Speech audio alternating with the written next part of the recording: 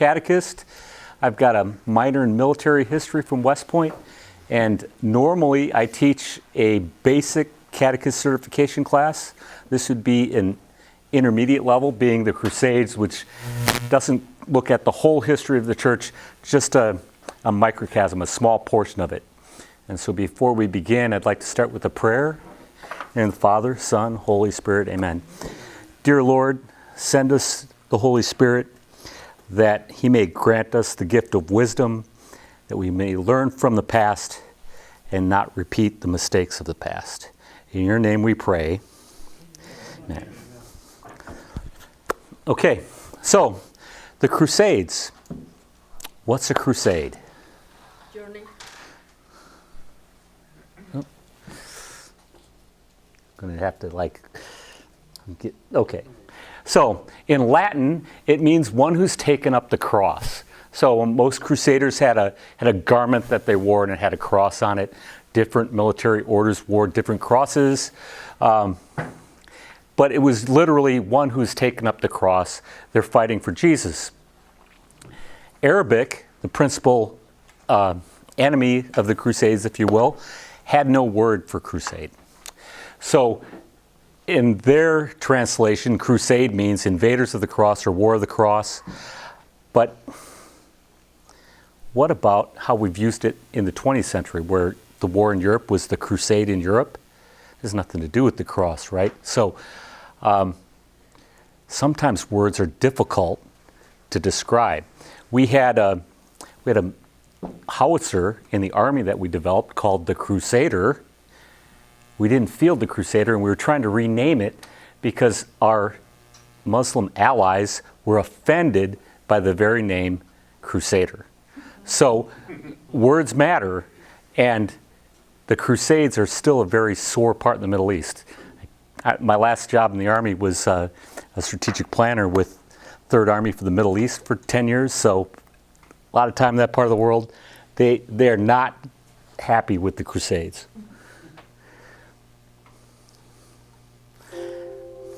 Okay.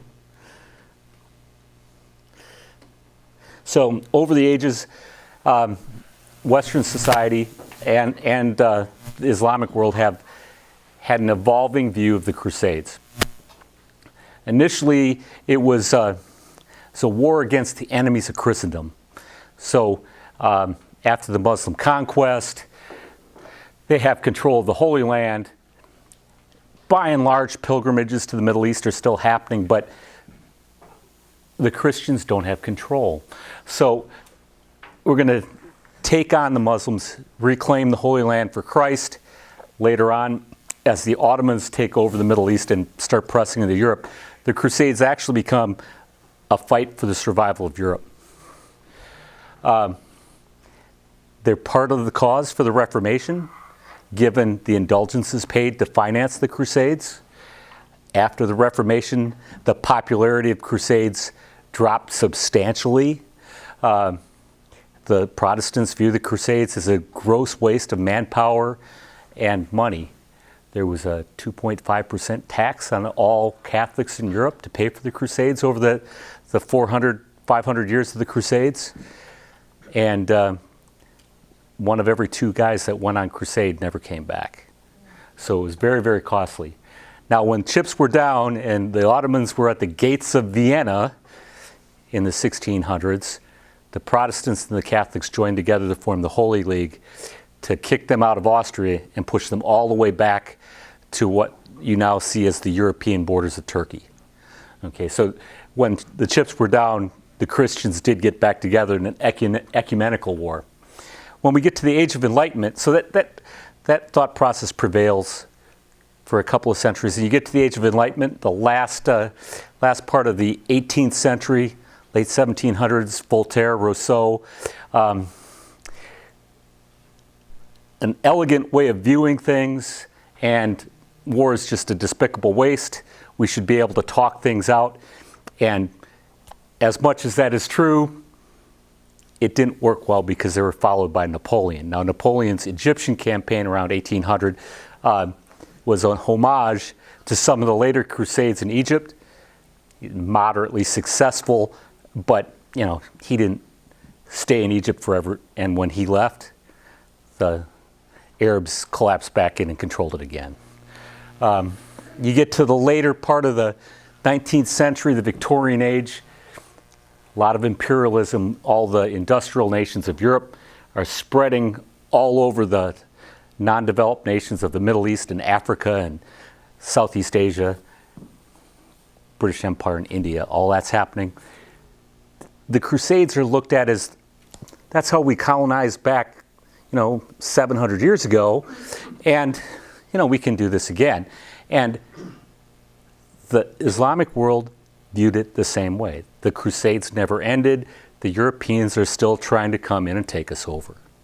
So that thought process is still there today in the Islamic world, but where the Victorians viewed it as a heroic age, and you get the stories of Robin Hood and good King Richard, and we'll go into the Third Crusade later.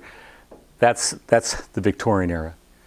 Early 20th century, they're trying to put a more cerebral thought on it.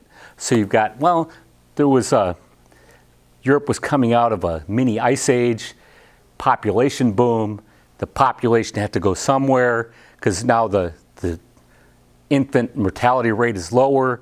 You have these second and third sons with nowhere to go. So they're going to the Middle East to carve out their fiefdoms. So just a natural order of things. That evolved after World War II. These were just money-grubbing guys trying to get money because there was no money in Europe because they weren't the first sons. Today, kind of a tragic era because no one won, right? No one really wins in war. And so it goes all the way to 2001 when John Paul was met the Grand Mufti of Syria and apologized to him. He's the senior Islamic cleric in Syria, which is the seat of the Sunni sect. He apologized to him for the Crusades. So the Catholic Church has admitted that they were a mistake. Okay, let me do this. It probably works better. Okay, so to understand the Crusades, we have to go back to the beginning. You have the three great Abrahamic religions. When Abraham sent Isaac away to Arabia, Isaac becomes the father of all Arabs. God reveals Islam to Muhammad. Muhammad, if you see the dark area here, by Muhammad's death, he's carved out an enclave of where Islam is. Muhammad's nephew and descendants are the Shia. So when Muhammad died, there was a schism in Islam. The Shia follow that lineage, and today you find the Shia principally in Persia and eastern Iraq. Their holiest site is the Grand Mosque of Samarra. And everyone else that followed the caliphs, the more secular leaders of Islam, those are the Sunni. Okay, so by 660, this kind of darker tan area, that's where the Islam had reached. Then we have the jihad, which is a holy war to spread Islam. People of the book, Christians and Jews, would pay a fee to maintain their religion. They paid an extra tax. But if you were not of an Abrahamic religion, you converted or died. You were put to the sword. And with that, they spread Islam all the way across North Africa into Spain and up into France, where Charles Martel, Charles the Hammer, the great-grandfather of Charlemagne, stopped them at the Battle of Tours and pushed them back south of the Pyrenees back into Spain. So his grandson Charlemagne had a very long reign in Europe, and he unites Northern Europe from the French coast all the way to the Balkans. And if you see on the map where you don't have Islam in northern Spain, that's because Charlemagne pushed them out of the Spanish marches. He didn't want Islam in southern France. Charlemagne was crowned by the Pope as the Holy Roman Emperor, the HRE. And since you had the schism between, this goes back to my basic class a little bit, you had the schism between Eastern and Western Rome. The Patriarch of Constantinople wasn't real happy with Charlemagne being the Holy Roman Emperor because it demeans Constantinople. Nevertheless, you have him crowned in the year 800 on Christmas Day. Okay, so because they're people of the book, about half of the Levant is Christian and half of it is Muslim. You've got about 5 to 10% Jews in the Middle East, less so as you go throughout the rest of Europe. Okay, so like I said, you have the end of the Mini Ice Age. You'd had Viking raids through the Dark Ages, and we're coming out of the Dark Ages by the year 1000, and you have this population boom. Infant mortality drops because it's warmer, there's more food, better nutrition, and now family sizes go up. Unfortunately, Europe doesn't get any bigger, right? So the nobility is only trained for one thing their entire lives, and that's to be soldiers. And there's nowhere for them to go except to have war on each other. And the Pope has to get rid of these wars in Europe because they're shedding blood. So we'll send them east and have them retake the Holy Land. That's one thought as to why the Crusades started. People, or especially nobility, had to pay a fee for a penance.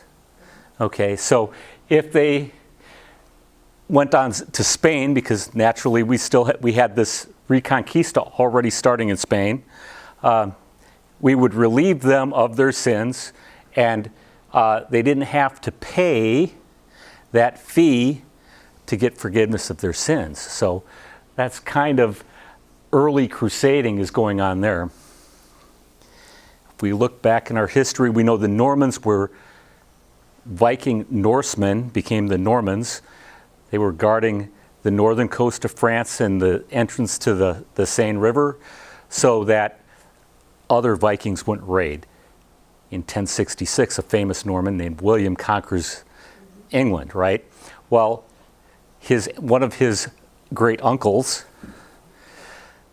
sailed around Spain and landed in Sicily. Sicily's the island just off the Italian boot.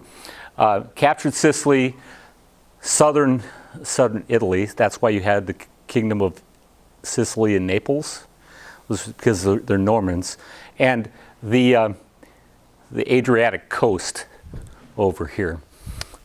So that was kind of a crusade because there were Muslims there, and he kicked all. The Normans were very, very brutal, and they killed every Muslim they found in that area. So they Christianized it. Took them about 36 years to do that. Now, when Urban II became the Pope, he calls for a crusade in the Holy Land. Because at this point, we have nowhere else to go with these warlike peoples in Northern Europe. We're going to send them to the Holy Land to reclaim it for Christ. But the Reconquista is going on in Spain. So if you're in the Iberian Peninsula, we're going to give you credit for being on crusade. You can stay home and fight the Muslims there. This is really a clash of civilizations, a clash of cultures between the Catholic faith, because still at this time, if you were Catholic or if you were Christian, you were pretty much Catholic, maybe Orthodox or Latin, but you were Catholic. And so it's a war between the two faiths.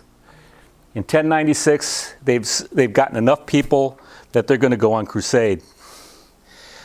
So the First Crusade and the Second are going to go overland through Europe to Constantinople, present-day Istanbul, through Asia Minor, and come on down. Well, fighting overland, this isn't a small journey. I mean, a horse is going to eat how much hay a day? I mean, this is a logistical nightmare. So they have to fight their way all the way across the Asia Minor. But it's the First Crusade. Now, when we talk the First Crusade, it's the first bolus of people going. Pilgrims have been going in dribs and drabs for centuries.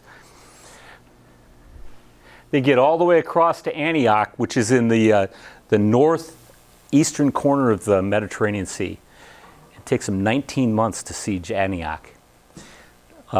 Tancred, one of the Crusaders, is bored with the siege, and he moves eastward, and he establishes the county of Edessa, the first Crusader kingdom, kind of as a bulwark against anybody coming in from the east and the north. Antioch finally falls, and they establish the Principality of Antioch. So that's a prince. One of their number is named a prince, and he's got a hereditary kingdom in Antioch. As we move south, we hit the city of Tripoli, and we have the county of Tripoli. Okay? And then the Muslims thought that they were done. They hadn't advanced for a while. And then they took Israel Jerusalem by a surprise attack. And by and large, the First Crusade at that point was successful. They rebuilt the Church of the Holy Sepulchre, which had been destroyed in 680, I think it was. And it was so popular that a reinforcement column was sent. But by now, because they hadn't garrisoned Asia Minor, the Turks knew that these Christians were up to no good, that they were going to cause death and destruction on the Muslims, and that relief column was wiped out.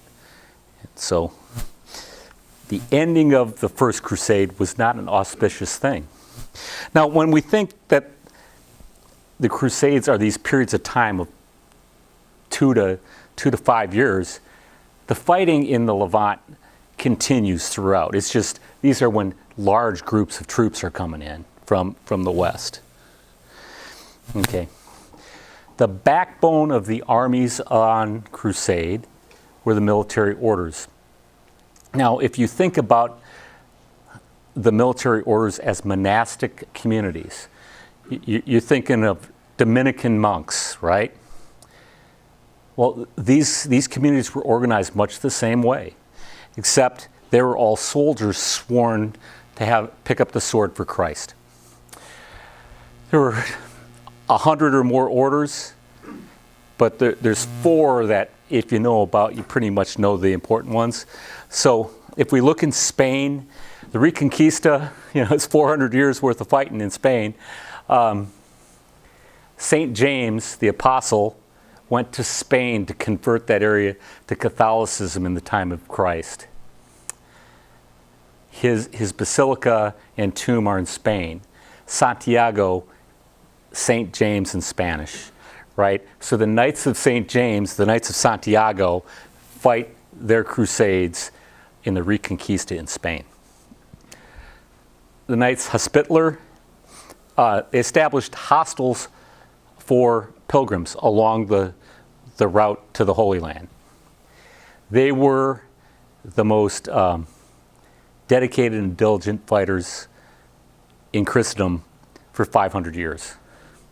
All the way to Malta, and I'll get to it a little later. One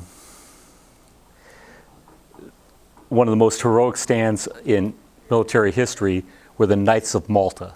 They were outnumbered 50-1, and they won against the Ottomans. Other things in comparison to that would be what happened at Rorke's Drift or the 300 Spartans at Thermopylae.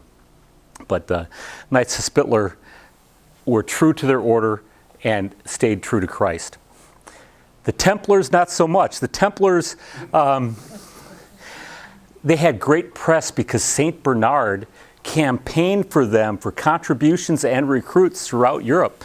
And as long as the Crusades, the Crusader states existed in the Levant, the Knights Templar were the backbone of the army. But when the Crusaders were pushed out of Acre, which was the last foothold in the Holy Land, they went back to France, had their own enclaves, and were not living the life of a poor monk. Okay, so on 13 October 1307, sealed orders were opened, and if you ever saw, the Nicolas Cage movies, the National Treasure movies, that was Friday the 13th, and that's why it's an unlucky day, because almost without exception, the Templars were all put to the sword on Friday the 13th, 1307. Okay, finally, the Knights of Mary, which are the German Knights of Mary, had hospitals to treat people that were ill on pilgrimage to the Holy Land. They were established in 1198. They were only in the Holy Land for about 27 years. And, they're Germans, so why go all the way to the Holy Land when we've got pagans right at our doorstep? And so they moved to Prussia, and we'll get into what they did in Prussia in a little bit. But that's the other major military order to think about when you're talking the Crusades. If y'all have questions or you want to know something more. So these were really monks who were soldiers? Yeah, they're monks they're sworn to Christ that they're soldiers. So they're warrior monks. So they're monastic orders of soldiers. They had battle celibacy and Which poverty was part of it, but yeah, it's if you see the show Nightfall, which is on the History Channel now, the first episode is the Templars leaving Acre at the end of the show. Okay, so Acre, where is that located? Acre is let me see. I got the map on the First Crusade slide. It's right here. So Jerusalem is here. Acre is here. Okay, so it's on the coast of Israel. It's on the coast. It's the if you look at the cities and fortifications at the time, Acre is the most dominating fortification on the entire seaboard of the Levant. It's important because it's got a major seaport. It's got 30-foot high walls that are 10 feet thick. The siege craft of the time was trebuchets throwing 10-pound rocks. Because the walls were so thick, they'd have no effect on it. And there were 3 sets of ditches. If you go there today, you can still see the fortifications 1,000 years later because they were that well built. Huge fortification and seaport. Okay, so that's why that's important. Okay, the Second Crusade. Now, this isn't what happened in 1132 when we had a schism in the Catholic Church with the popes in Avignon and the popes in Rome. Okay, they declared crusades on each other. No one came. They didn't come because if you fought for this one, you'd get excommunicated from that one, and vice versa, and no one wanted to get excommunicated, so no one came. Whatever. Okay, so the First Crusade, when we were fighting them, the Muslims became more and more united. So the Turks had been in the northern part and the Egyptians in the southern part, and they were kind of not helping each other and sometimes fighting each other at our bequest. So I'm like, wait a minute, these guys are killing us. So the Muslims became united because we were in their territory. It's like, not in my backyard, right? Well, meanwhile, in Europe, it's like, well, things are going great there. We got the Holy Land back. Go on pilgrimage. They're out of there. We've got Crusader kingdoms all the way along the coast. Have fun. Well, then the Muslims retook Edessa in 1144. Edessa was, remember when they had the siege of Antioch and Tancred went out and took Edessa? Well, that one fell because it's out there unsupported. So, of course, it's the first one to go down. So we sent a crusade there, and we're going to get it back. And we're going to get it back by taking Damascus, because that's just south of there. Well, 3/4 of the Crusaders get killed in Asia Minor because we're still going overland. We get to Acre, we go up to the gates of Damascus, and we don't have the strength to get in. Crusade falls apart because they can't take their objective. That's the end of it. Now on the way home, a lot of them stopped by Spain and helped capture a couple of cities in Spain. But more or less, the Second Crusade is an abject failure. Okay. But we still have Jerusalem. All is well. We've only lost Edessa. Then we've all heard of Saladin. Saladin is the vizier, basically the king of Egypt. King Guy of Jerusalem, because we have the kingdom of Jerusalem, gets defeated by Saladin at the Horns of Hattin.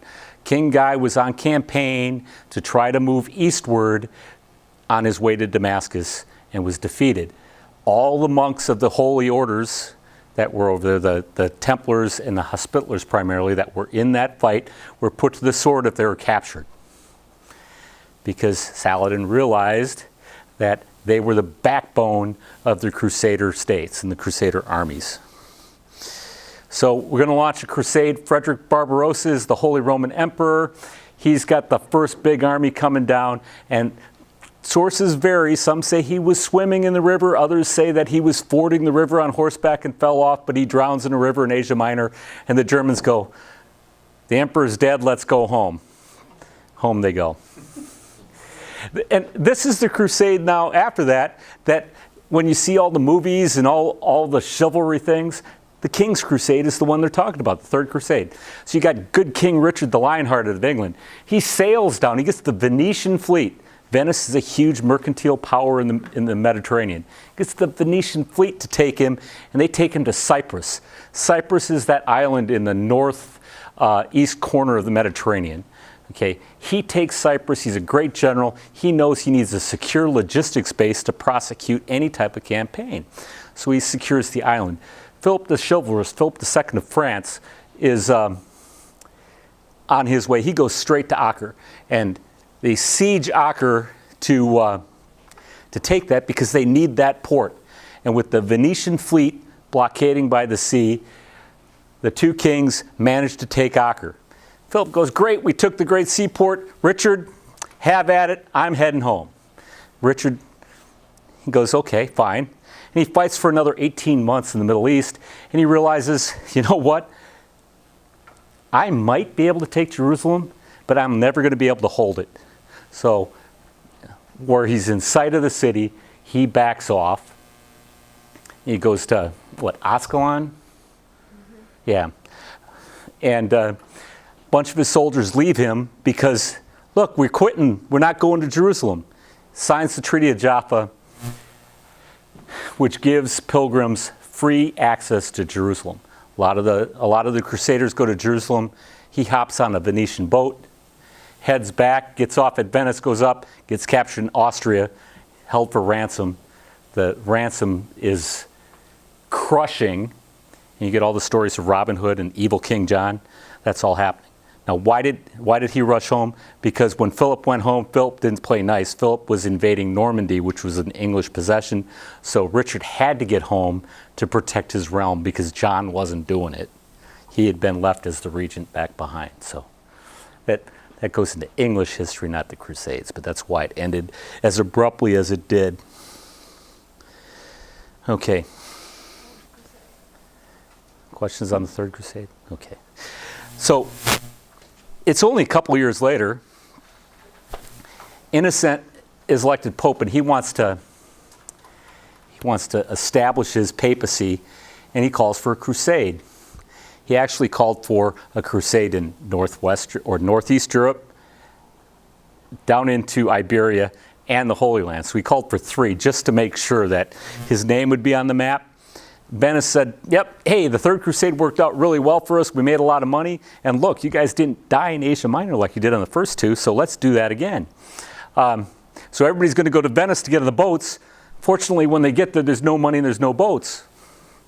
Zara is right across the Adriatic, so they go around the northern part of the Adriatic Sea, and they sack Zara to get the money. And they winter there, and there's still no money and there's no boats. What are we going to do?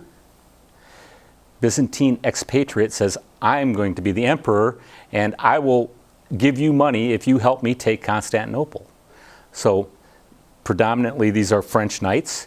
The French knights come down, and they actually take Constantinople. It's the first time in 600 years that the walls of Constantinople has failed. They fell to French knights. They hadn't fallen to the Mongols or the Huns or anybody else, but the French knights were able to take Constantinople. And they established the Latin Kingdom of the East, which European part of Turkey and all along the Aegean coast is the Latin Kingdom. So the Eastern Orthodox Church is suppressed by Latin Catholics for some time. And that's the end of the Crusade. So when it's viewed after World War II that the Crusades were about money, the Fourth Crusade kind of proves that. Okay. The Fifth Crusade was extremely poorly led. There was no one in charge. And one of the tenets of generalship is unity of command, right? Well, everyone wanted to be in charge, and so no one was in charge. They landed in Demisha, Egypt, which is at the mouth of the Nile Valley. The idea was we're going to, the Egyptians are leading the Muslim threat, so we're going to take out Egypt and by then cause the enemy to collapse. Not a bad theory, if they would have secured their rear, but they, Francis of Assisi, we all know Francis, yes, it's that guy, goes to the Crusaders and goes to the Sultan and says, guys, war is bad.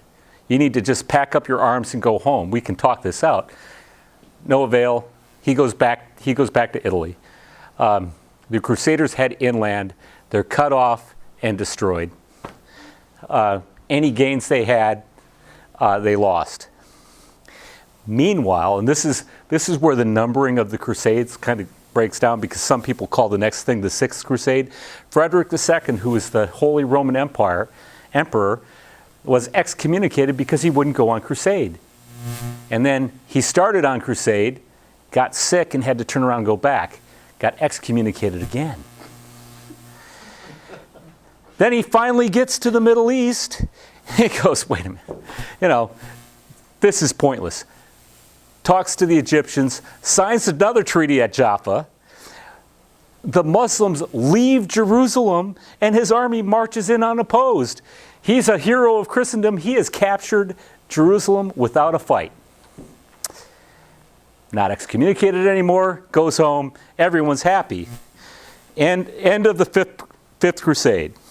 How do you do that? Did they know? He signed the Treaty of Jaffa, and part of it was giving the city back to Christianity. Maybe his army was so impressive at the time that they said, the heck with it. But so that's 1227. In 1244, 17 years later, Christianity loses Jerusalem again. And actually, that's the last time that we lose Jerusalem, because we never take it back after that. But it only lasted for 17 years. In greater scheme of things, that's not that long. Gaza, if you've heard of the Gaza Strip, the city of Gaza is in there, southern part of Israel now. The Franks, which are basically the knights that are fighting for Christ in the Middle East, are defeated in Gaza.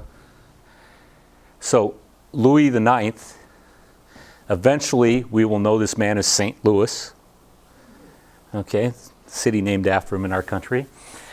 He goes to the same, this is why we need to learn from our mistakes. He goes and invades the same spot that the Fifth Crusade invaded. He goes inland to the same spot that the Fifth Crusade went.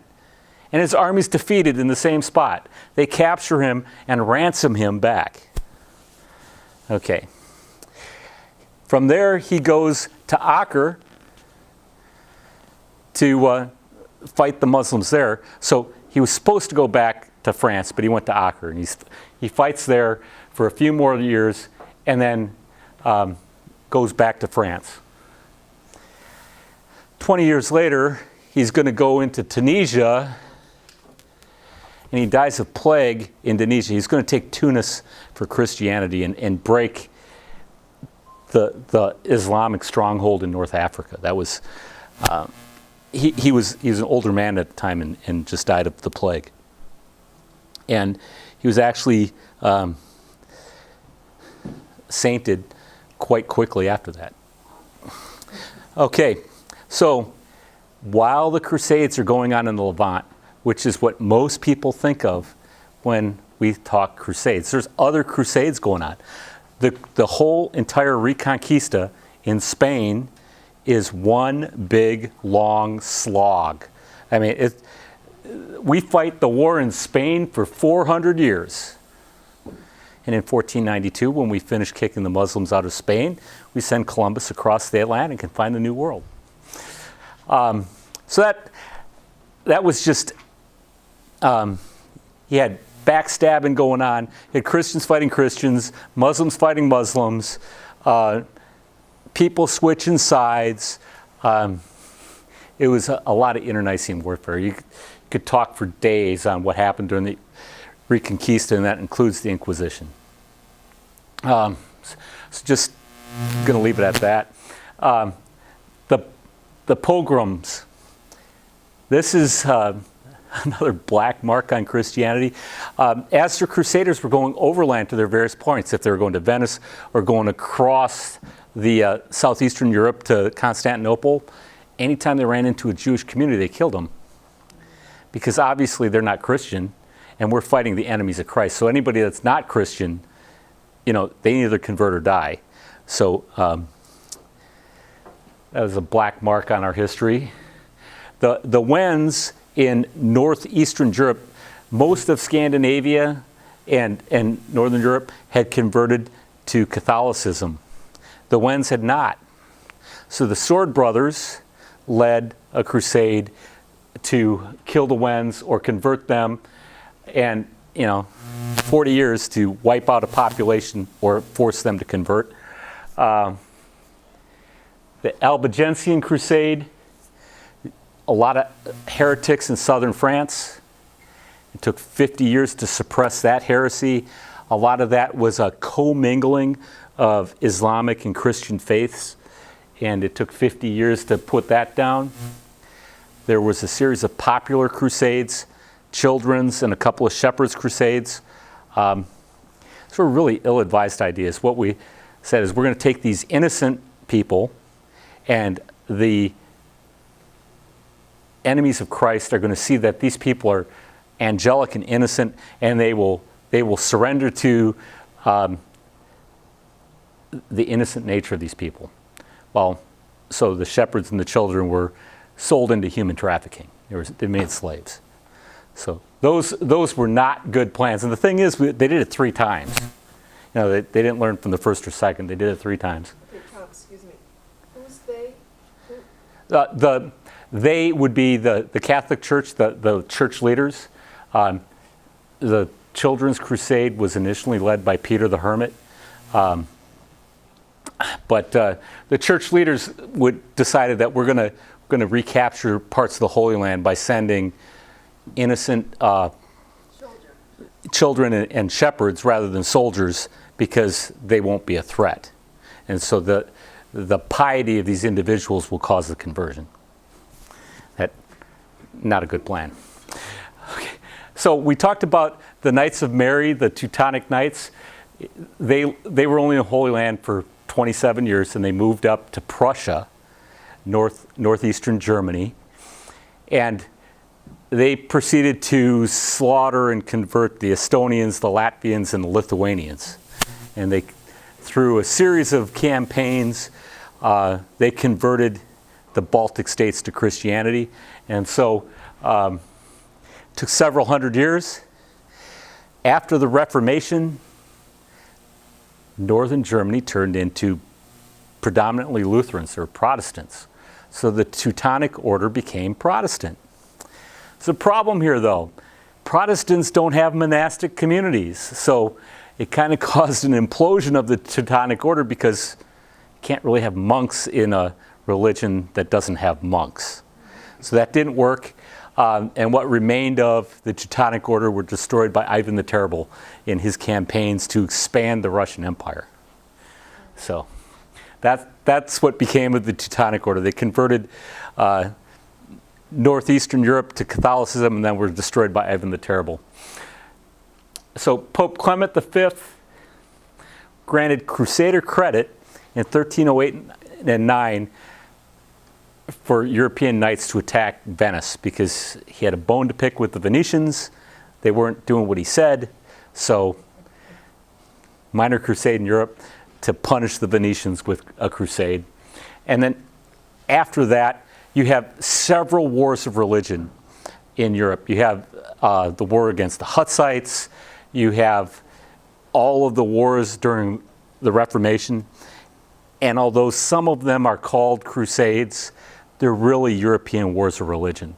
So it's beyond the scope of this discussion. Excuse me. So pogroms, is that also ordered by the Pope? Pogroms? No, those were not ordered by the Pope. More religious fervor of the people, the knights that were on crusade, because they were imbued with the idea that they needed to kill anybody that wasn't Catholic, right? And so they took it out on the Jews as well as the Muslims. Not that killing Muslims was okay either. But it seems like the Crusades at that time is like ISIS now. Yeah,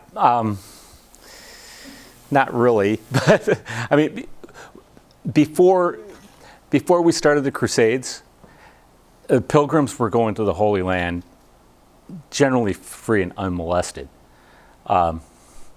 The molestation of pilgrims in the Holy Land really didn't start until we started sending big armies over there. So it's kind of like we broke the whole system with the Crusades, and then pilgrims couldn't go anymore because if you were Christian and went to the Holy Land, now you were an enemy of Islam. You were an infidel. Until then, before then, you weren't an infidel, you were a person of the book, and so if you paid your tax, you were okay. But once we started fighting them and killing them, they no longer respected us as people of the book. We were then infidels. So that became a problem with people having pilgrimages to the Middle East. Okay, so the Crusader era ended in a long 300-400 year period of decline. So lose Jerusalem for the last time, 1244. We had that Latin kingdom that the Fourth Crusade established. The Byzantine emperor reclaims his throne in 1261. Antioch in the northeastern corner falls. Now, it falls to the Baybars. Now, these are bad dudes. You have the Mongols come in, right? And the Mongols, they were pretty brutal. The Baybars made the Mongols look tame. And so they came through, and when they took Antioch, they killed every male. Every man was killed, and every female was put into a harem of one of the soldiers. They wiped out the society of Antioch. If you go back to my basic catechist certification, Antioch was one of the four main churches established at the beginning of Catholicism. So that's how Antioch loses its status as a main church in Christianity. So the Knights Hospitaller, they're in Cyprus. They stay in Cyprus, and they fight a piracy campaign from Cyprus and later on in Rhodes and enclaves along the Aegean coast to try to contain the Ottomans. The Ottoman Turks are not purely Islamics. They're a more secular form of Islam. They're very Sunni. Eventually, the Hospitallers realize that they can't hold Cyprus, and they turn it over to the Venetians, who are only there for the money. They're a very mercantile society. They hold it for another 100 years, and then they're overrun by the Muslims, the Ottomans, because they can't fight really. The Ottomans find that attacking the Hospitallers on Rhodes is so costly that they offer them a deal saying, you can go with all your possessions, everything, march out with honor, and you're free to go. If you stay here, we will fight until you are all dead. And so the Hospitallers take that offer. They march out with their banners flying, get on their boats, and they go to southern Italy first, but eventually end up in Malta. And as the Knights of Malta, they defend Malta against an Ottoman assault, outnumbered 50-1, and they defeat the siege as the Knights of Malta. And so there's still an order. If you go to Malta today, there's still an order of the Knights of Malta. So that's what's the legacy of the Hospitallers. Martin Luther is kind of the bitter end of Catholicism and the Crusades, but the last gasp is when the Ottomans are at the gates of Vienna in 1683. You have an ecumenical army of Protestants and Catholics join up to push, like I said earlier, the Ottomans all the way back to the borders of what is now European Turkey. Okay, so this picture is this is the Grand Mufti of Syria. He is the head Sunni cleric in Syria, really the heir to that portion of Islam. And in 2001, John Paul II apologized to him for the Crusades as a grievous error in judgment made 1,000 years previously. We tend to, we have movies like Kingdom of Heaven with Orlando Bloom, if you've seen that. In the 50s, there are a lot of movies with Crusades in it. You got the Robin Hood stories.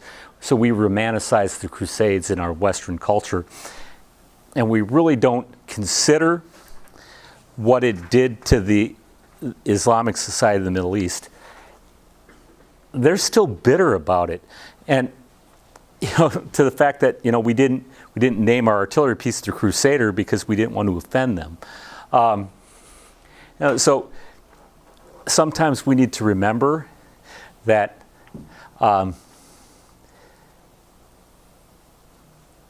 God is without error, but if men are running God's kingdom on earth, men are not perfect.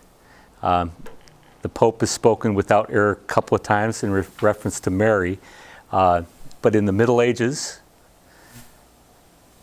the Pope's made a mistake. It cost us a schism in our faith because the indulgences to pay for the Crusades were a principal reason for Luther complaining.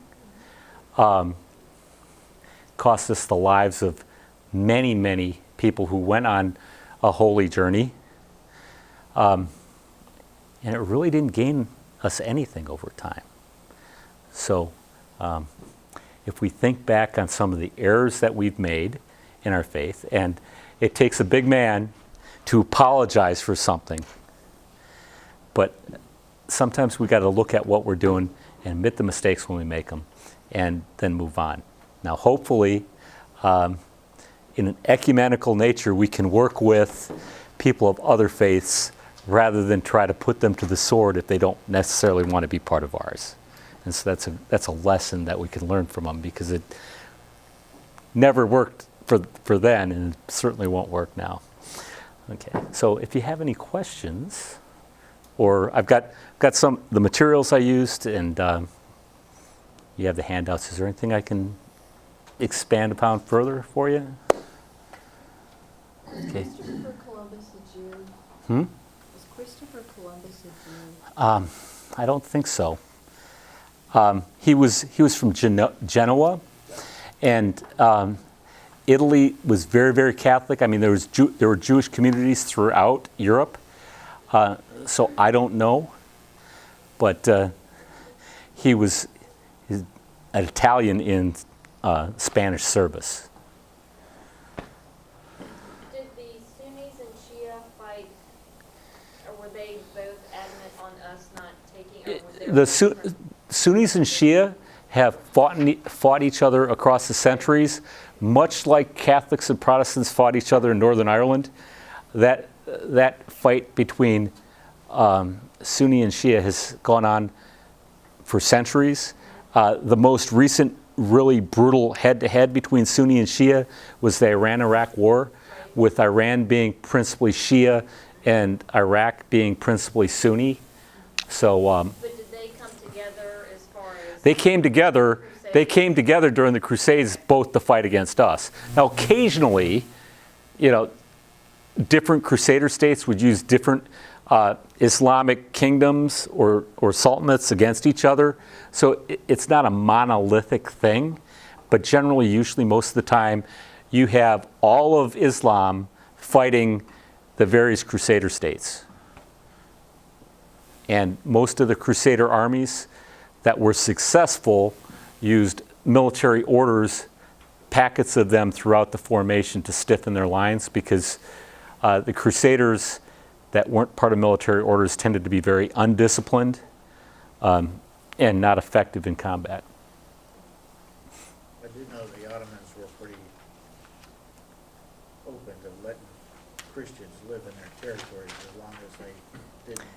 Yeah, the Ottomans were more secular, so the Ottomans kind of take it back to, you pay your taxes to us and a surcharge because you're not Islamic, and we'll leave you alone. So you had that going on. But when the Ottoman Empire was spreading all the way up to Vienna, the Western Europe was like, well, is this empire going to take over all of Europe? We're not going to have that. And so Europe kind of united against them as they were advancing. That happened, but until they got to Vienna, they didn't unite. They didn't care because it wasn't, Bohemia. They didn't care about that. What's Hungary, right? What's Bulgaria? Yeah, Hungary, Bulgaria, who cares? Okay. Well, I hope this is not too absurd. The Holy Land, the concept to get the Holy Land back, is that politically just because of popularity of the leaders in Rome, or is just really for population? okay, so yeah, that goes back to the genesis of why the Crusades happened. One, there's this excess of young noblemen Yes. throughout Europe, and they're landless because the laws of heredity in many areas are that the oldest son gets everything and the younger sons get nothing. And so what you usually have is oldest son, he gets it. Second son, if he can find some princess who is from a noble that has no sons, he marries her and gets that. Third son almost always goes into the clergy. Fourth son, yeah, good luck with you. So a lot of these second through fourth sons are going on crusade to try to get their own fiefdom in the Holy Land. So they're trying to carve out their own piece of ground so they have their own feudal section of land in the Middle East, because there is no land in Europe for them to have. Wow. They're not going to inherit anything because only the oldest son gets it. So you have to equate Crusades with imperialism? Yeah, in fact, during the Victorian era, when they look at as a heroic age, they viewed the Crusades as a precursor to the imperialism that they had, and the Muslims viewed it as the imperialism of the late 1800s as a continuation of the Crusades. So both sides kind of looked at it that way.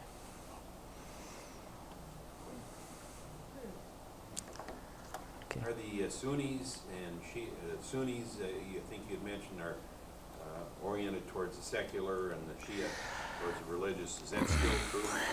Well, no, the Sunnis followed the teaching of the early caliphs, right? So Saudi Arabia, they're all Sunni. The Saudi Arabians are very, very religious, right? It's whose view of Muhammad do they follow? And so the Shia follow Muhammad and Ali and that set of clergy. who have come down through the last 1,500 years. And the Sunni follow the clergy that were established by the early caliphs and extended Islam through North Africa and up into Spain. So that group is predominantly Sunni. And so the Sunnis spread the religion more so I guess you'd say the Shia tended early in the history of them to be more internal, looking at their own little piece of the world, and the Sunnis spread the faith. More or less. I mean, it's not one for one. But Mecca is for both of them, right? Sunni and Shia. Macau? No, Mecca. Mecca, yeah. Mecca is the holiest shrine in Islam, right? And then Medina is also a holy city. The Samarra Mosque was the seat of Shia for years and years and years until someone, we don't know who, blew it up in 2003 and started a civil war in Iraq. But that's another story.